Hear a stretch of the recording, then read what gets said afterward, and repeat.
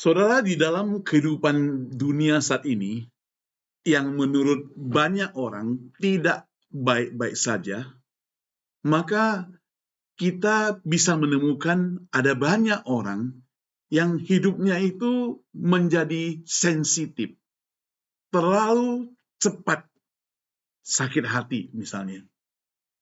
Hari ini saya mengambil satu kesempatan untuk share buat kita semuanya, sama-sama kita pelajari, ada 7 gejala orang yang sakit hati. 7 gejala orang yang sakit hati. Apa saja itu? Mari kita cari, selidiki satu persatu.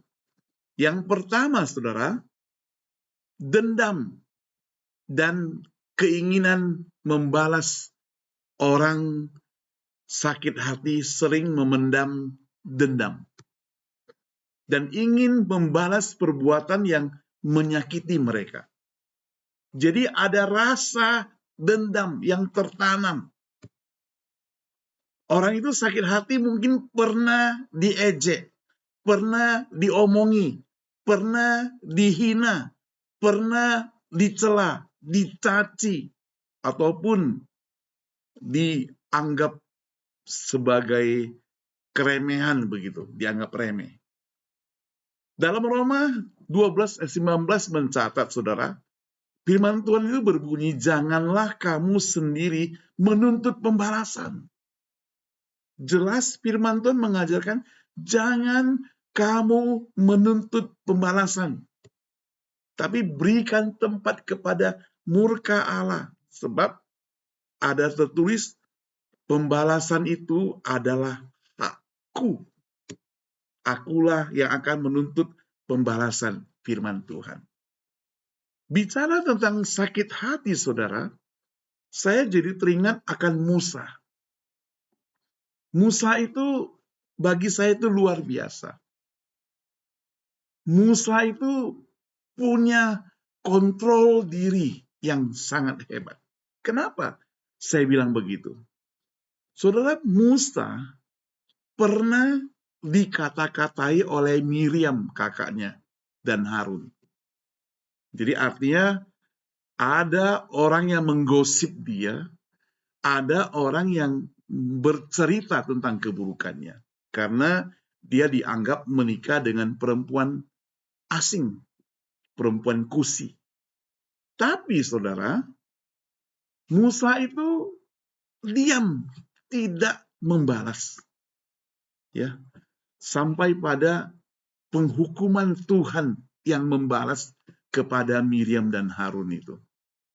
Khususnya Miriam itu menjadi sakit kusta, saudara. Kalau kita perhatikan dalam Alkitab. Tetapi apakah Musa itu merasa senang? Musa tidak memendam dendam. Jadi dia tidak mempunyai gejala-gejala yang sakit hati kepada kakaknya itu. Dia berdoa, ya Allah, sembuhkanlah dia. Sembuhkanlah dia. Ini luar biasa, saudara. Bisakah kita melakukan seperti itu? Gejala kedua, saudara. Gejala kedua, orang yang sakit hati itu punya amarah yang berlebihan. Saudara, mereka cenderung suka marah-marah dan meluapkan emosi negatif. Jadi sedikit-sedikit marah, gampang sekali seperti kebakar begitu. Sensitif sekali. Tapi firman Tuhan ingatkan dalam Efesus 2:26, janganlah marah dan janganlah berbuat dosa. Janganlah matahari terbenam sebelum padam amarahmu. Jadi bukan berarti kita sebagai orang percaya, orang Kristen tidak boleh marah, bukan. Kita boleh marah, tapi jangan berbuat dosa. Ini ingat ya, boleh marah, jangan berbuat dosa, dan jangan dipendam ataupun amarahmu terus-menerus sampai lewat matahari terbenam. Artinya bukan dipendam, tapi mesti dipadamkan. Kalau amarah yang dipendam, itu berarti besok kambuh lagi. Seperti kebakaran di California, Los Angeles misalnya, bukan kebakarannya, apinya itu dipendam, artinya disimpan, artinya dikasih cegah, tidak berkobar, bukan. Tapi harus dimatiin apinya, dipadamkan amarahmu. Ya. Mengapa orang punya gejala, apa gejala orang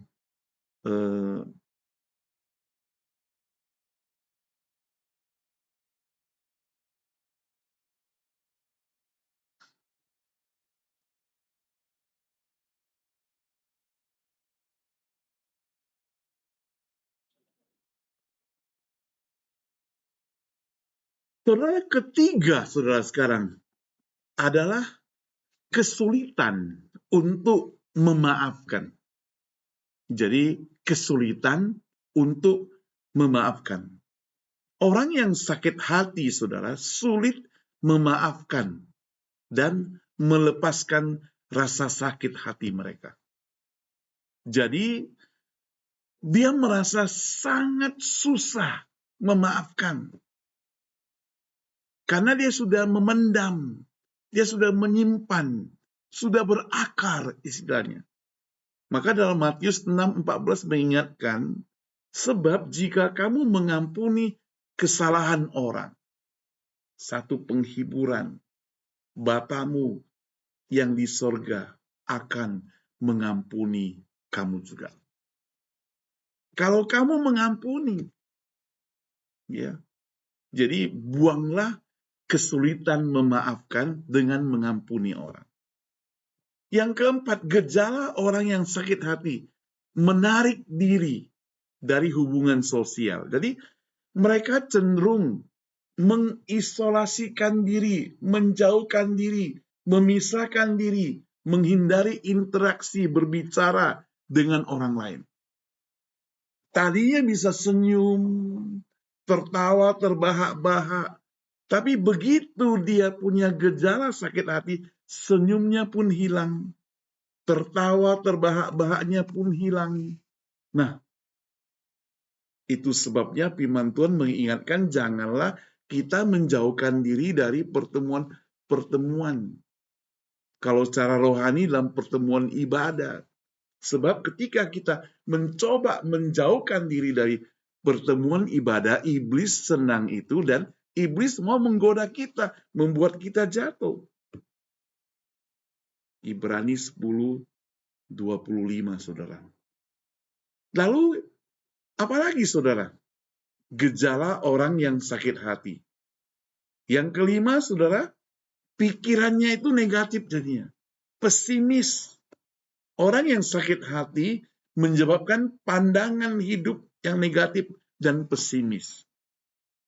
Maka dikatakan dalam Filipi 4:8, karena itu saudara-saudara, semua yang benar, semua yang mulia, semua yang adil, semua yang suci, semua yang manis, semua yang sedap didengar, saudara, semua yang disebut kebajikan dan patut dipuji, pikirkanlah semuanya itu. Bukan pikiran yang negatif, bukan pikiran yang pesimis, bukan rasa curiga. Bukan, saudara. Lalu yang keenam, dia menjadi sulit berkonsentrasi. Tidak bisa fokus. Orang yang menyimpan rasa sakit hati tidak bisa fokus bahkan terhadap pekerjaan. Karena dia begitu sakit hatinya. Hal yang bisa dia kerjakan dengan sabar menjadi tidak sabar.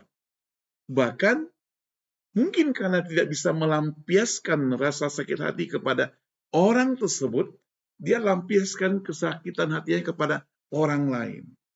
Bisa terjadi. Jadi pikiran menjadi terganggu, konsentrasi menjadi hilang. Tapi ingat saudara, firman Tuhan selalu ingatkan kita bahwa hidup kita bukan memiliki roh yang sakit hati, tapi roh kebenaran, roh yang membangkitkan kekuatan, roh yang penuh kasih, roh yang penuh dengan ketertiban. 2 Timotius pasal 1 ayat 7. Bukan roh ketakutan. Yang ketujuh, saudara. Dari gejala sakit hati, termasuk gejala fisik, saudara. Sakit hati dapat mempengaruhi kesehatan fisik.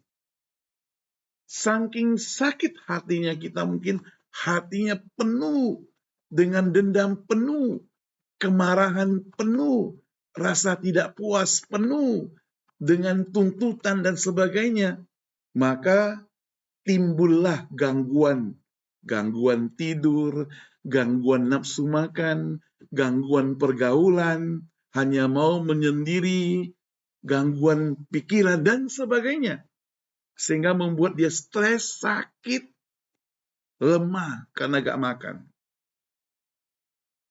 Kata firman Tuhan, hati yang gembira justru adalah obat yang manjur. Tapi semangat yang patah mengeringkan tulang. Amsal 17:22. Jadi perlu kegembiraan, perlu kesukacitaan.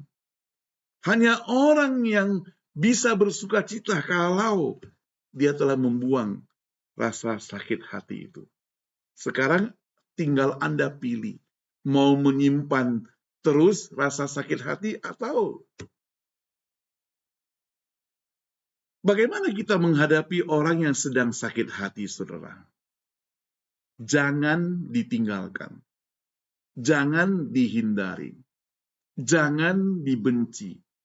Tunjukkan rasa empatimu dan pengertianmu.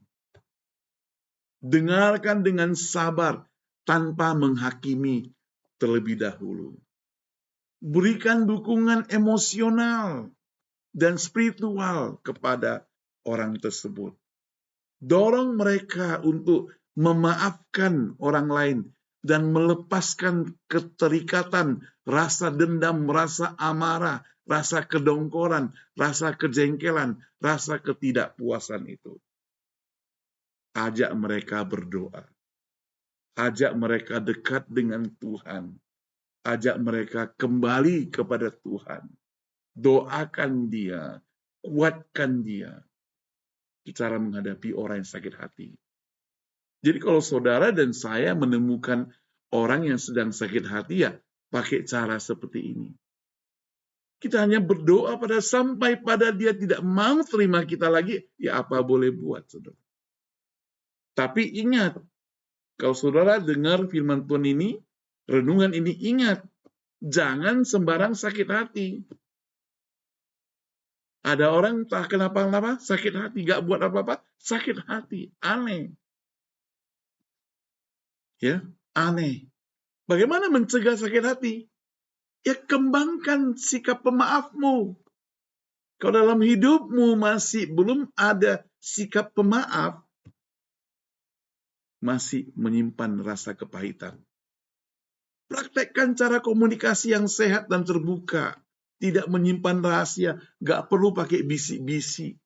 Gak perlu harus duduk di samping orang menceritakan. Karena orang akan curiga. Pikir kamu sedang menceritakan dia. Jaga pikiran kita dengan firman Tuhan. Jangan jaga dengan pikiran manusia. Jangan jaga dengan omongan orang lain. Gosip itu perlu dihindari. Mungkin telinga kita masih sehat, bisa mendengar gosip, tapi jangan simpan dalam hidup kita. Hindari membandingkan diri dengan orang lain. Compare, compete. Tapi yang mesti kompak. Kita mesti fokus kepada hal-hal yang positif. Supaya hidup kita bukan menjadi orang yang sakit hati. Dengan apa? Dengan mengucap syukur. Hanya orang yang bisa mengucap syukur. Hanya mereka yang tidak menyimpan rasa sakit hati, bukan. Bagaimana Alkitab mengajarkan pada kita sebenarnya? Alkitab mengajarkan bahwa pentingnya pengampunan. Penting. Karena Yesus terlebih dahulu telah mengampuni. Pentingnya kasih. Karena Yesus mengasihi kita. Pentingnya pemulihan hati, supaya hati kita tidak dikotori dengan hal-hal yang negatif. Saudara yang dikasihi Tuhan, kita diingatkan jangan membiarkan kepahitan itu bertumbuh dalam hidup kita. Tapi biarkanlah Roh Kudus itu menguasai hidup kita. Supaya ada sukacita. Dengan menerapkan prinsip Alkitab seperti ini, saudara, maka kita dapat mengatasi rasa sakit hati. Bahkan kita dapat membantu orang yang sedang mengalami sakit hati, supaya dia bertumbuh dalam iman, bertumbuh dalam Kristus, bertumbuh dalam karakternya, dan bertumbuh secara rohani, secara menyeluruh. Hidupnya itu lebih confident, menjadi seorang yang hidup penuh kasih, penuh ucapan syukur, penuh puji-pujian kepada Tuhan, ada sukacita. Dan hanya orang yang di dalam hidupnya ada Yesus yang sanggup seperti itu. Saudara, kalau Anda masih menyimpan dendam, kemarahan, sakit hati, dan sebagainya, datang kepada Tuhan Yesus. Dia akan memberikan engkau kelepasan. Hidupmu tidak akan penuh dengan beban berat. Maka firman Tuhan ingatkan, pikulah kuk yang kupasang, dikatakan. Sebab kuk yang kupasang itu ringan. Ya. Firman Tuhan ingatkan, pikulah kuk yang kupasang, ya, dan belajarlah kepadaku. Karena aku itu lemah lembut dan rendah hati. Dan jiwamu akan mendapatkan ketenangan. Sebab kuk yang kupasang, dikatakan, itu enak dan bebanku pun ringan. Kemari, aku sambut, kata Tuhan Yesus. Kamu tidak sendirian. Jangan simpan rasa sakit hati. Terima kasih. God bless you.